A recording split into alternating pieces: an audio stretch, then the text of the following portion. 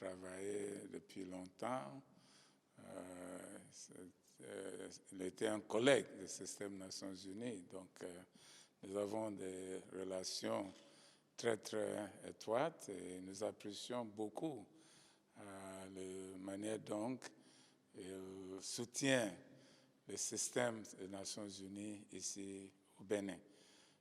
Nous avons également eu l'opportunité de faire un tour d'horizon de la situation dans la sous-région, situation sécuritaire, bien sûr, les menaces de pandémie, Corona-19 et aussi les préparatifs pour les élections ici au Bénin.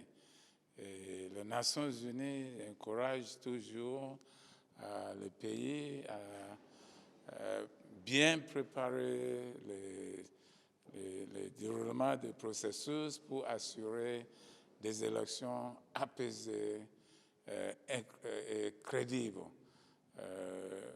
Dans un contexte où nous sommes menacés par des terroristes dans le Sahel, également même les pays côtiers, il faut assurer que nous pouvons rester dans la paix, dans la stabilité pour, n'est-ce pas, lutter contre les maladies, la pandémie à Corona-19 et aussi les défis de la pauvreté. Donc il est venu nous voir aujourd'hui pour une visite de revoir, mais je tenais à dire que les questions que nous avons abordées sont des questions de grand intérêt, non seulement pour notre pays, mais aussi pour la sous-région et sur le plan international.